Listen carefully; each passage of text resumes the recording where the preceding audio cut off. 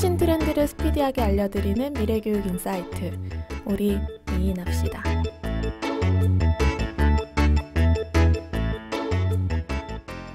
안녕하세요. 저는 교육공학계 차기 셀럽 윤성입니다. 안녕하세요. 저는 교육공학계의 크리에이터 장지은입니다. 안녕하세요. 저는 교육공학계의 핵인싸 임현진입니다. 안녕하세요. 저는 교육공학계의 요정 임지영입니다. 저희 교육 공간에 대해서 이어서 이야기를 해보려고 해요. 지난 에피소드에서 못다한 이야기들이 많이 남았죠, 저희. 네, 저희 이제 주제만 거의 얘기하고 딴 얘기 많이 하다가 실제 사례를 언제는 안 그랬나요? 딴 네. 얘기. 지금 말하려고 한 거죠. 네. 네. 그래서 좀 사례들 중심으로 이야기를 해볼까요? 그 학교 급별로 저희가 좀 이야기를 나눠서 해보면 좋을 것 같아요. 일단은 네, K-12 학교부터 좀 소개를 해볼까요? 알고 있는 사례들 있으세요? 저는 그 최근에 봤던 기사는 좀 됐는데 제가 이제 기억 남는 기사가 하나 있어요. 그래서 그 타이틀이 뭐냐면 우리가 학교를 바꿨어요. 초딩들 민주시민을 예습하다 라는 제목의 기사가 있거든요. 근데 내용이 뭔고 하냐면 그 초등학생들이 그런 창의적인 교실, 학교 환경을 구현하기 위해서 관련된 그런 워크숍도 참여를 하고 그리고 아이디어 내고 그리고 이제 물론 당연히 이제 건축 쪽의 전문가랑 이런 퍼실리테이터들이 붙어서 그 장기간 동안 하나의 프로젝트로 이제 진행을 해서 이제 학교를 굉장히 창의적으로 만드는 환경 프로젝트 진행해서 아이들과 전문가들이 다 같이 환경을 구축을 했다는 기사를 봤어요. 그래서 사실 이거는 이 학교가 그 서울의 삼양초등학교라는 학교인데 공립학교예요. 근데도 이제 이런 시도를 할 수 있었던 것은 외부 기업에 이제 그 후원이 있기는 했어요. 어쨌든 그런 기회가 있긴 했지만 그래도 이렇게 공교육 현장 내에서 그 민과 그 학교가 같이 협력해서 했다는 부분이 굉장히 좀 인상적이었던 것 같아요. 그 접근이 저는 굉장히 좋은 접근이라고 생각해요. 그러니까 그 공간을 바꾸는 게 일방적으로 이제 외부인이 들어가서 공간을 바꿔주는 것이 아니라 그 공간을 실제 사용하는 학생들이 그 공간을 바꾸는 과정에 참여를 하는 거잖아요. 그런 접근이 저는 또 굉장히 좋은 접근이라고 생각을 하고 이게 그냥 단순히 사용자가 관여한다라는 의미도 있지만 저희가 교육이라는 측면에서 봤을 때 학생들한테 뭐 디자인 띵킹 교육이라든지 메이커 교육이라든지 창의성 교육 이런 것들 최근에 많이 하잖아요. 그런 거에 하나의 소재가 될 수 있는 거예요. 실제적인 문제를 학생들이 해결하는 데 관여해보는 활동. 그래서 저는 그런 사례가 되게 좋은 사례라고 생각을 하고 그 C 프로그램이라고 하는 곳이 있거든요. 이 C 프로그램이 그 소셜 벤처라고 할 수 있을 것 같은데 여기서 하는 활동 중에 하나가 배움의 공간 프로젝트를 하고 있어요. 그래서 이 배움의 공간이라고 하는 프로젝트도 학교의 공간을 이제 리디자인을 해주는 활동들을 하는데 그때도 그 학교의 유저들, 그러니까 실제로 그 공간을 사용하게 될 학생들이랑 같이 워크숍도 진행을 하고 주로 뭐 디자인 띵킹 프로세스를 따라서 공간을 만들어 나가는 그런 활동들을 이제 많이 하고 있는 것 같아요. 맞아요. 그 스탠포드 대학교에서도 디스쿨에서 실제로 이 디자인 띵킹 기반이다 보니까 아무래도 우리가 다음 에피소드에서 다음에 이 디자인 띵킹도 한번 다룰 예정이죠. 그래서 거기서도 학교 내에 죽은 공간 살리기 프로젝트 그리고 학교 내에 불편한 공간을 개선하는 프로젝트를 거의 매번 하고 있더라고요. 매 학기마다. 그리고 사실 디자인 띵킹이 적용하기 가장 좋은 게 그런 주변 환경을 바꾸는 일이잖아요. 그래서 뭐 나중에 뭐 얘기하겠지만 그 지역사회의 공간도 바꾸는 일로도 확산이 될 수 있고 이런 경험들을 어렸을 때 학교에서부터 시작을 해보면 나중에 좀 더 그 사회에 적극적인 인재로 양성이 될 수 있을 것 같아서 저는 거의 모든 학교에서 이런 것들을 좀 도입을 했으면 좋겠다는 생각을 합니다. 제가 최근에 이 에피를 준비하면서 새롭게 발견한 기관이 하나 있어요. 그 기관 이름이 한국교육녹색환경연구원이라는 곳이에요. 여기가 처음에는 이제 국가의 지원을 받는 곳으로 시작을 했는데 이제 최근에는 여러 가지 뭐 단계의 공공기관들이 있잖아요.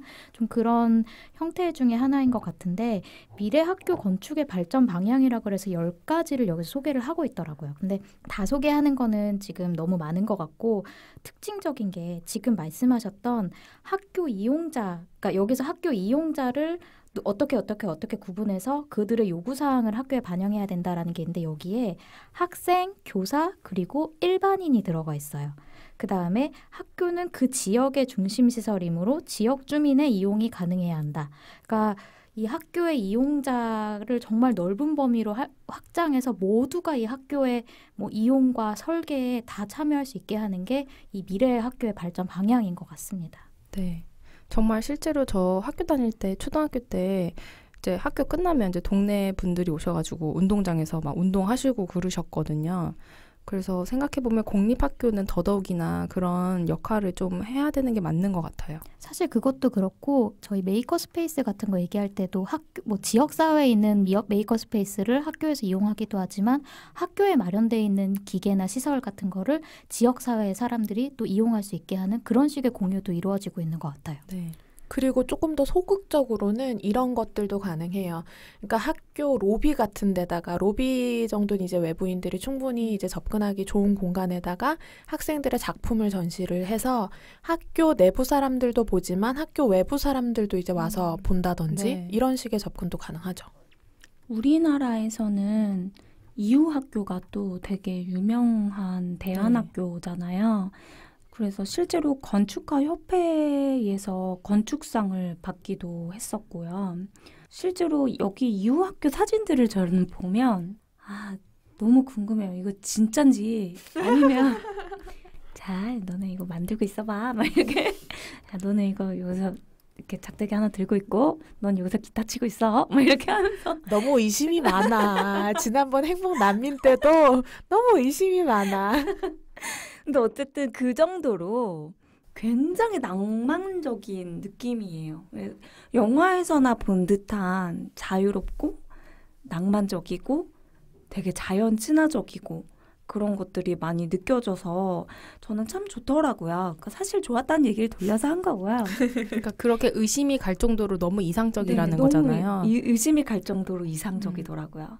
그래서 실제로 저는 내부 안에 교실 안에 막 이렇게 예쁜 색깔의 알록달록한 색깔의 소파와 그리고 책상들을 자유자재로 이동하는 형식의 그런 구조도 좋았지만 그 외부적으로도 되게 자연 환경을 최대한으로 보존하는 방향으로 설계를 했다고 실제로 이야기하거든요. 그래서 건축상도 받은 거고 그런 어떤 친환경 건축 방식 이런 것들이 되게 좋더라고요. 뭐 시멘트라든지 이런 것도 최소한으로 쓰고 되게 딱딱한 느낌이 나는 소재들을 되게 최소한으로 쓰려고 노력을 많이 했다 그래요. 나무 이런 거를 많이 써서 만들고.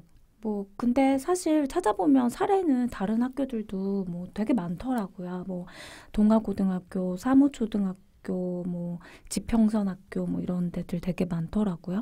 그러니까 의외로 지금 학교 환경이 굉장히 많이 변화가 되고 있는 것 같고 그리고 제가 예전에 지금은 이제 교육학술정보원 캐리스가 대구 혁신도시로 내려갔지만 예전에 서울에 있었을 때 거기에 그 미래 환경을 조성해 놓았던 그 공간이 있었거든요.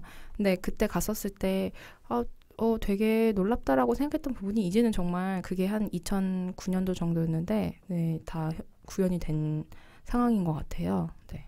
그래서 그 캐리스 미래교실은 지금 제가 얼마 전에 봤을 때 그 새로운 사업자 공고가 떴던 것 같아요.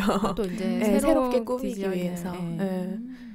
그리고 제가 또 봤던 기사 중에 호주의 사례가 한 가지 있는데요. 호주에 있는 이제 초등학교랑 중학교 과정이 같이 있는 학교래요. 근데 여기 학교는 특이하게 공간의 80%가 교실이 아니래요. 그러니까 교실이 우리는 일반적으로 저희가 경험했던 학교들을 생각해보면 80% 이상이 교실이잖아요. 근데 이 학교는 교실이 오히려 20% 미만인 그런 상황이라고 하고요. 그러면은 도대체 애들은 어디서 공부해라고 할 수가 있는데 그 공간이 이제 배움의 공간이라고 해서 러닝 스페이시스라고 해가지고 그냥 우리가 생각하는 그런 전형적인 교실이 아니라 그냥 큰 공간에 같이 있지만 각자 그냥 자유롭게 다양한 활동들을 하는 그런 식으로 이제 진행이 되고요. 그래서 뭐 엎드려서 하거나 뭐 누워서 하거나 이런 학생들도 있고 그리고 어떤 집단적으로 모여서 협력학습을 하는 학생들도 있고 뭐 이런 형태로 진짜 그 코워킹 스페이스에서 일하는 것 같은 이런 식의 시도도 하고 있다고 해요. K-12 사례 이외에도 이런 유아교육 쪽에서도 이런 공간에 대한 활동이 되게 많고 실제로 사실은 K-12보다 적용이 훨씬 원활하고 쉬운 게 이 바로 유아교육 쪽이에요. 그래서 아까 전에 그 성혜님께서 말씀하셨던 일본의 후지 유치원도 사실 유명한 사례이기도 하지만 그거 이외에도 이제 후지 유치원 같은 경우는 철학적이라기보다는 이제 공간 자체로 유명한 유치원인데 레지오 에밀리아 아까 제가 말씀드렸던 레지오 에밀리아 같은 경우는 철학적으로 사실 기반이 되게 탄탄한 곳이에요. 그래서 이탈리아 북부의 되게 작은 지역에 위치한 유치원에서 시작이 돼서 이게 지역으로 그 마을 전체로 확대가 되고 이것이 지금 전 세계적으로 확대가 된 어떤 접근법인데요. 실제로 이 레지오 에밀리아 접근법에서는 이 공간을 굉장히 중요하게 다뤄요. 그래서 공간의 의미로 관계를 촉진하는 공간, 개방성을 강조하는 공간, 학습을 최적화하는 공간, 역사의 언어가 있는 공간. 저 요즘 역사하면 현진이가 생각나가지고 제가 웃었는데 캐릭터 확실히 잡으셨네요. 네. 그래서 역사의 언어가 있는 공간 이렇게 해서 공간의 의미를 구성하고요. 실제로 다른 이제 유아원들이 교구장이 따로 있고 교구장에서 이렇게 교구를 꺼내와서 자유롭게 학습을 하는 그런 공간이라면 레지오 에밀리아의 공간은 모든 소재가 늘어져 있는 공간이에요. 그래서 정말 모든 소재가 책상 위에 이미 널브러져 있어서 그 안에서 바로 조작적인 활동이 가능한 거예요. 그래서 테이블마다 존이 틀려요. 여기는 자연물 존, 뭐 여기는 클레이 존, 여기는 빛과 그림자의 존. 이런 식으로 약간 존이 틀려가지고 아이들이 책상을 자유롭게 이동하면서 그것을 즐길 수가 있고요. 되게 학습자 중심적이면서도 그 미디어 매체를 아주 잘 쓰고 그리고 어떤 팅커링에 굉장히 중점화가 되어 있는 그런 접근법이에요. 그래서 그거와 같이 이제 발도르프라는 것도 있는데요. 아마 발도르프는 많이 들어보셨을 것 같기는 해요. 그래서 발도르프 같은 경우도 교육 환경에 굉장히 중점을 둔 철학이어서 실제로 각이 없는 건물을 해야 된다는 얘기가 발도르프에서 되게 많이 나오고요. 그리고 곡선으로 이루어진 지붕, 교실, 복도 이런 것들이 되게 포인트 중점 중에 하나이고 그 다음에 이제 레지오 에밀리아랑 같은 철학인데 어떤 완성품 대신에 소재, 자연물 이런 것들을 이제 꾸밈이 없는 형태의 그 상태 그대로의 아주 다양한 소재와 재료를 갖다 놓고 잘 개발된 교구를 많이 가져다 놓지 않아요. 그래서 그런 걸로 환경을 조성하는 그런 철학이 있는데 발도르프 교육에서는 되게 재밌는 게 하나가 있어요. 뭐냐면 눈, 코, 입이 없는 인형. 이게 되게 여기에 되게 어떤 대표 맞아요. 마크 같은 거라서 눈, 코, 입이 없는 인형들이 되게 여러 개가 있고 그것을 가져다 놔서 아이들이 뭐 어떤 그걸 가지고 실제로 이야기를 만들기도 하고 눈, 코, 입을 만들어주기도 하고 표정을 만들어주기도 하고 뭐 이렇게 활용하죠. 그 아까 말씀하셨던 그 레지오 에밀리아를 그 친구가 거기 약간 워크숍 같은 걸로 가서 본 적이 있는데, 그러니까 한국에서 레지오 에밀리아 교육법에 대해서 너무 얘기를 많이 들어서 궁금해서 이제 정말 거길 간 거예요. 근데 가서 더 놀랬다고 하더라고요. 그러니까 말씀하신 것처럼 유아를 대상으로 그런 약간 프로젝트 팅커링 학습을 하는데 자기가 생각했던 것보다 훨씬 더 높은 네. 정말 초등학생, 어쩌면 중학생이 만들 법한 수준의 작품들을 유아들이 만든다고 정말 믿을 수가 없다고 하더라고요. 그래서 그 작품들을 이제 지역사회에 같이 이제 전시를 하면서 그 지역 주민들도 다 같이 보고 이게 나누고 하는데 그러면서 더 이렇게 확산이 주변에 됐다고 하더라고요. 제가 아주 중요한 얘기를 하나 빼먹었네요. 저희가 저번에 그 메이커 교육에서 소개하고 소프트웨어 교육에서 소개했었던 그 레즈닉, MIT의 레즈닉 교수님이 이 레지오 에밀리아는 사람들이 유아의 접근법으로 많이 알고 있지만 자기는 이 레지오 에밀리아의 접근법은 평생 교육에서 활용되어야 하고 그리고 K-12고 성인 교육에서도 반드시 적용되고 활용될 수 있는 교육이다라고 이야기를 하더라고요. 그 레즈닉 교수님이 늘 하는 얘기가 그거잖아요. 그 나는 모든 걸 뭐 유치원에서 배웠다 뭐 이런 얘기도 하셨던 것 같고 그리고 평생 유치원이라고 표현을 하시잖아요. 그러니까 유치원처럼 다 교육을 해야 된다라는 게 레즈닉 교수님의 맞아요. 철학이신 것 같아요. 그러면 저희 대학 공간으로 좀 넘어가서 이야기를 해볼까요? 사실 대학들은 그래도 K-12보다는 이제 물론 학교별로 편차는 있겠지만 돈을 조금 더 쓰는 경향이 있기 때문에 공간들을 최근에 좀 많이 개선을 하는 것 같아요. 그래서 저희가 다니고 있는 학교에도 사실 그 액티브 러닝이 가능한 교실이 있기도 하고 그래서 그런 교실 단위로는 상당히 좀 많은 대학들에서 접근을 하고 있는 것 같거든요. 근데 이제 건물 자체를 좀 미래지향적으로 설계하는 것들이 요즘의 트렌드인 것 같고 그중에서 서울의 한 대학이 이제 그런 시도를 하고 있다고 기사를 봤는데요.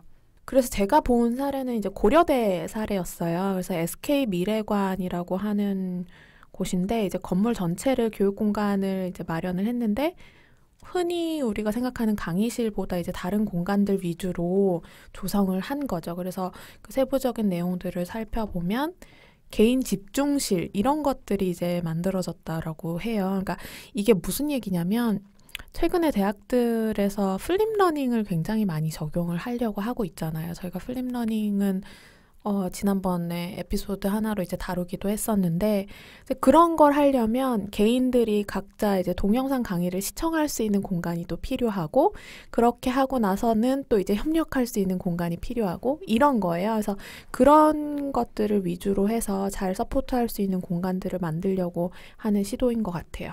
네, 그리고 방금 전에 지은님이 말씀하셨던 레즈닉 교수님이 그 굉장히 그 교육을 놀이처럼 뭐 유치원에서 배운 것처럼 해야 된다라는 거를 강조하셨듯이 이 건물에서도 그런 창의 놀이터 공간이 구성이 된다고 하고 이거는 뭐 대학 최초라고 여기서 이렇게 얘기를 하는 것을 보았습니다. 그리고 사실 대학 공간에 대해서 저는 좀 얘기를 하고 싶었던 게 아까 처음 시작할 때 대학은 그래도 K-12에 비해서 조금 더 적극적으로 노력을 하는 편이다 말씀을 하셨는데 사실은 대학은 등록금으로도 운영이 되지만 이 나라에서 지원하는 그 돈이 굉장히 운영하는데 되게 큰 역할을 하잖아요. 근데 대학들에서도 제안서를 써서 이제 그거를 나라 돈을 따내야 되는데 그 제안서에서 굉장히 많은 대학들에서 큰 비중을 차지해서 제안서를 작성하는 게 이 학습 공간 어떻게 재설계할 것인가?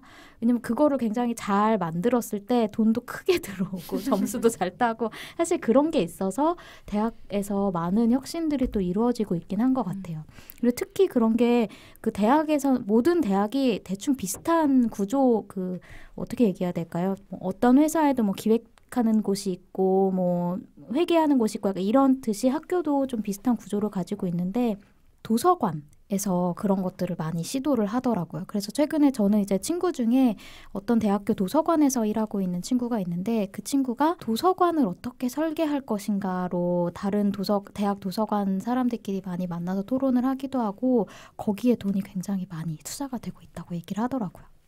네, 그래서 요즘에 그 대학교에서 새로운 건물을 짓지 못하면 기존에 있었던 곳을 리모델링을 하는데 그 도서관 리모델링에 좀 많은 투자를 하는 것 같더라고요. 그래서 저희 학교도 기존에 조금 뭔가 좀 더 그 코지한 느낌으로 도서관을 리모델링을 했고 저는 되게 인상적이었던 게 예전에 벌써 10년 전이 된 것 같은데 UC 버클리를 구경을 간 적이 있었어요. 그래서 도서관을 어느 정도 일반인도 들어갈 수 있는 공간이 있었거든요. 그래서 대충 쓱 봤는데 너무 멋있더라고요. 그 약간 대기업 회장님들이 있을 법한 그런 서재 같은 공간이 있어서 굉장히 내가 고풍스럽고 품격 있는 곳에서 그런 학문을 배운다라는 느낌을 주는 공간이 있고 또 바로 그 옆엔 되게 또 코지한 느낌의 공간이 있고 그런 공간이 주는 느낌이나 그다음에 뭐 영향력들이 굉장히 크게 미치는 것 같아요. 네.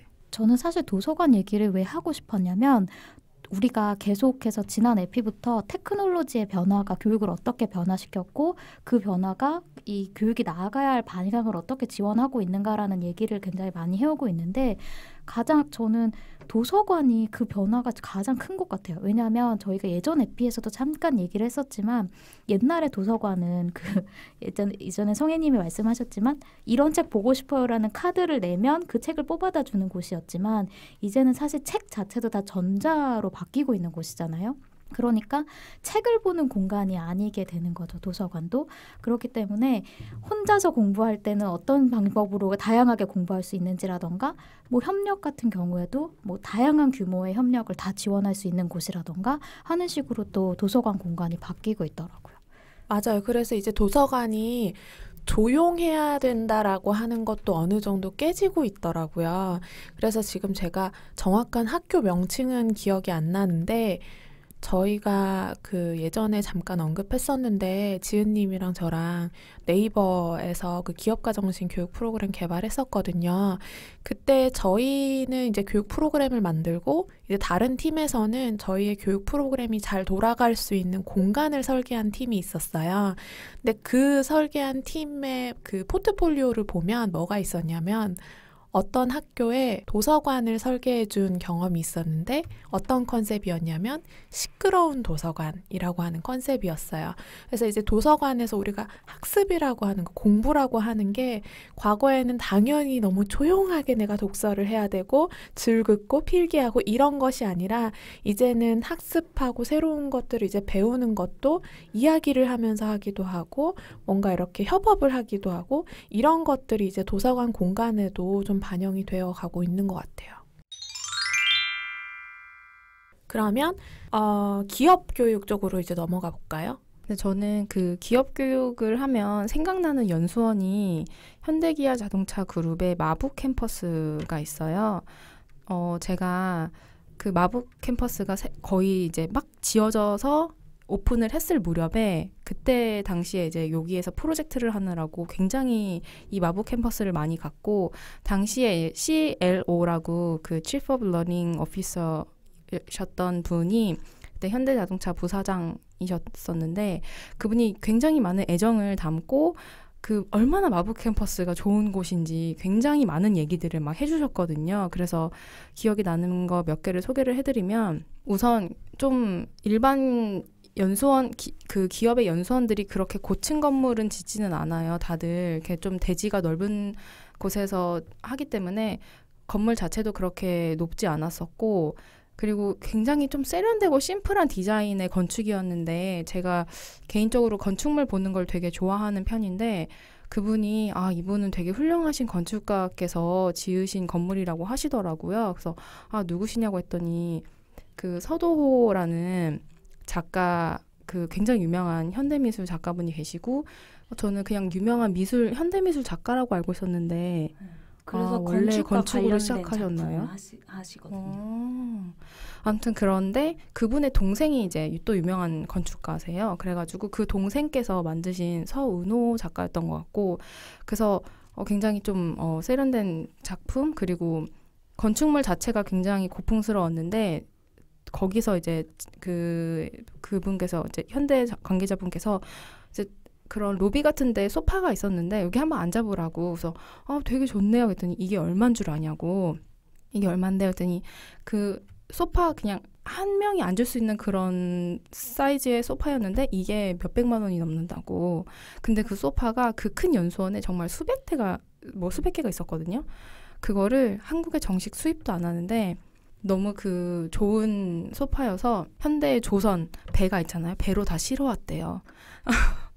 그 정도로 그 좋은 소파 그다음에 그냥 스툴, 그냥 의자 이런 것들을 다 그때 레드닷 그 디자인으로 굉장히 최고상을 받는 그런 굉장히 최고 좋은 수준의 의자 소파를 막 들여온 거예요. 그래서 아니 이렇게까지 하신 이유가 뭐냐 그렇게 물어봤더니 생각을 해보라고. 이렇게 좋은 의자에 앉으면 어떤 생각을 하겠냐고. 좋은 생각을 하지 않겠냐고. 여기서 그런 씨나라 까먹는 소리 하겠냐고. 이렇게 얘기를 하시더라고요. 그래서 아 그런 깊은 뜻이 있으시구나 라는 생각을 하면서 뭐 식사도 너무 좋았고 뭐 여러 가지 좋은 점들이 많았는데 그게 굉장히 인상이 깊었어요. 저는 네이버 연수원의 사례를 좀 소개해 드리려고 하는데요. 네이버 커넥트원이라고 하는 공간이에요. 저는 이제 그런 대기업 이런 데를 안 다녀봐서 잘 모르겠는데, 이제 보통 직장인들이 연수원에 간다는 걸 어떻게 인식을 하세요? 좋아하나요? 일단 일을 안 하면 너무 좋죠.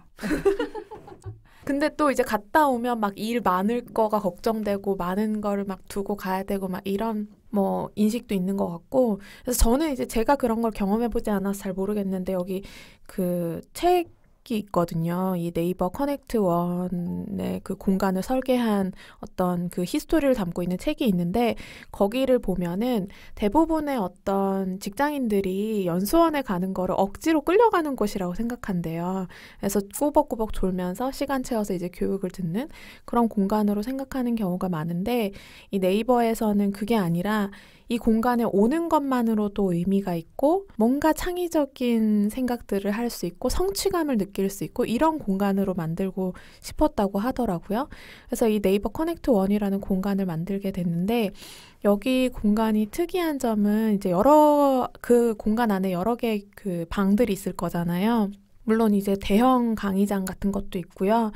그리고 뭐 프로젝트 룸 같은 것도 있대요. 그래서 어떤 리더랑 커뮤니케이션을 하면서 그 그룹별로 뭔가 이렇게 협의하는 방식을 하는 공간이 또 있고요. 브레인스토밍 방이라고 또 있는데, 브레인스토밍 방은 그 공간에서 참여하는 모든 사람들이 수평적이어야 되기 때문에 이 원형으로 되어 있고 뭔가 특정한 리더가 없고 이런 식의 공간으로 또 브레인스토밍 방을 만들었고, 또 재밌는 거는 끝장 토론방이라고 하는 공간도 있어요. 이 끝장 토론방이 굉장히 특이한데 이중 구조로 되어 있어요. 그래서 안쪽 공간은 이제 들어가면 답을 낼 때까지 못 나와. 약간 이런 공간이고요. 그 겉에 공간은 잠깐 이렇게 휴식을 취할 수 있고 간단하게 간식을 먹을 수 있고 그런 공간으로 이제 이중 공간으로 마련이 되어 있어서 이 안에서는 진짜 몰입한다. 약간 이런 느낌을 주는 그런 식으로 공간이 구성되어 있다고 하고요. 그리고 또 한 가지 인상적이었던 거는 숙소가 무조건 다 1인실이래요. 근데 그 이유가 너무 웃긴 게 2, 3인실로 연수원에 숙소를 해놓으면 술 마시니까.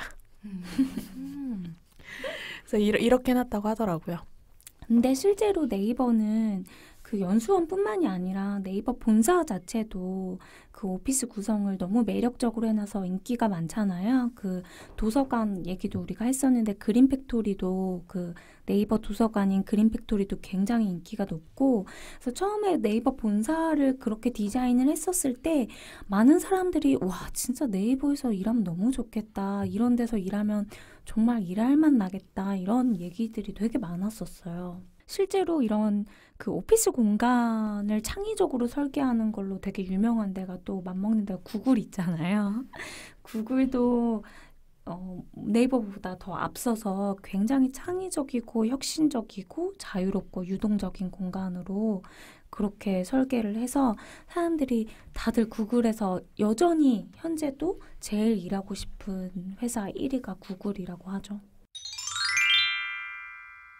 그러면 이제 뭐 사례들은 우리가 좀 학교 급별로 쭉 다 이야기를 해본 것 같죠? 저는 제가 그 교육 환경 설계 이제 과목명이 바뀌어서 학습 환경 설계라는 제목으로 바뀌기는 했는데, 그 과목을 강의를 하면서 마지막으로 소개하는 개념이 사실 한 가지가 더 있는데요.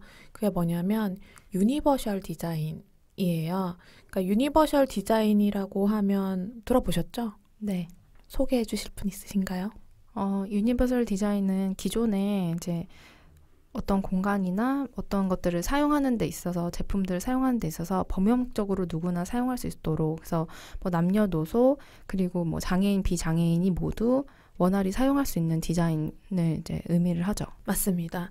그래서 사실 지금까지 우리가 학교 현장에서 그런 거에 대한 배려가 충분하지 않았잖아요. 그래서 혹시 학창 시절에 뭐 장애인 친구가 같이 학교를 다녔던 기억이 있으세요? 저는 장애인 친구는 아니었고 제가 이제 교육 봉사로 그 공부를 가르쳤던 아이들이 있었는데 한 명 쌍둥이 자매였는데 한 명은 그 지체장애가 있었어요. 근데 그 둘이 자매인데 같은 학교를 다닐 수가 없다고 하더라고요. 그래서 왜 그러냐고 했더니 그 지체장애 아이는 엘리베이터가 있는 학교를 다녀야 된다고. 그래서 그 아이는 굉장히 좀 멀리 떨어진 학교를 가야 된다고 하더라고요. 그렇죠. 그래서 제가 들은 그 케이스는 그래서 그 엘리베이터가 없는 학교에 다니는 경우에는 그 친구가 있는 교실을 무조건 1층에 배치를 하는 거예요. 학년이 바뀌어도 고정적으로. 뭐 그렇게 하는 사례도 있더라고요. 근데 어찌됐건 그런 뭐 장애뿐만이 아니라 사실은 우리 모두가 약간 신체 사이즈라든지 이런 것들이 다 다르잖아요. 그런데 어떤 고정적인 형태를 하고 있는 디자인은 그런 거를 다 맞추기가 너무 어렵잖아요. 그래서 최근에 어떤 디자인 트렌드를 좀 보면은 가변성을 굉장히 많이 강조를 하는 것 같아요. 그래서 뭐 높낮이라든지 뭐 어떤 신체 사이즈에 맞게 그리고 뭐 장애가 있건 장애가 없건 간에 좀 자기에게 맞춰서 쓸 수 있는 형태의 디자인들을 많이 적용을 하는 것 같고 학교 공간에 있어서도 저는 이런 부분이 좀 많이 고려가 되어야 될 것 같다는 생각을 했습니다. 그리고 유니버셜 디자인이랑 같이 저는 한 가지 얘기하고 싶었던 게 재작년에 제가 쓴 논문 중에 하나가 교육적으로 뭔가를 설계했을 때 그걸 평가하는 기준을 만드는 논문을 썼었어요. 근데 거기서 설계에서 고려해야 될 두 가지 큰 방향성에 대해서 얘기를 한 적이 있었는데 그것 중에 하나가 유니버설 디자인, 모두가 사용할 수 있는 교육이 되어야 된다라는 거가 하나 있었고 두 번째는 러너 센터드 디자인이라는 게 있었어요. 그러니까 그게 사실은 휴먼 센터드 디자인이라는 약간 디자인 철학이라고 얘기를 하더라고요. 거기서 시작이 된 건데 그러니까 학습자는 어떤 사람인가라는 그 특성을 가장 반영하는 설계가 돼야 된다라고 얘기를 하고 그다음에 그게 예를 들어서 우리가 굉장히 막 학습자 중심적인 교육 이런 거를 많이 얘기를 했는데 정말 협력이라는 것이 무엇인지 협력이 잘하려면 어떻게 돼야 되는지의 기초에서 설계가 시작이 되어야 되고 약간 그런 것들이 설계에 반영이 돼야 된다라는 그런 두 가지 방향성을 많이 얘기를 하고 있는 것 같습니다. 그럼 뭐 오늘 교육 공간에 대해서 이야기를 해봤는데 뭐 덧붙일 말씀 있으신가요? 지금 뭐 이렇게 얘기한 내용들이 앞으로 학교 현장이나 사회에 많이 반영이 되면 좋겠고 저는 되게 얼마 전에 좀 씁쓸했던 게 굉장히 화제였던 드라마 스카이캐슬에서 거기서 이제 전교 1등을 하는 예서가 공부하는 그 집에서 마치 독서실을 구현해 놓은 듯한 그런 책상? 이런 게 있었는데 그게 또 핫 이슈가 됐었던 적이 있었거든요. 그래서 이제 앞으로는 그런 공간 그런 뭐라 해야 될까 가구 이런 것들보다는 다른 좀 협력 지향적인 그런 교육 공간을 꾸미는 데 도움이 되는 것들이 많이 이슈가 되면 좋겠다는 생각을 합니다. 네, 그러면 그렇게 마무리를 하는 걸로 할까요? 네. 교육계 최신 트렌드를 스피디하게 알려드리는 미래교육 인사이트. 우리 다음에도 미인할까요? 구독 미인, 팔로우 미인, 하트 미인, 많은 후원과 후기와 뭐였더라? 그거면 됩니다. 네, 감사합니다. 감사합니다.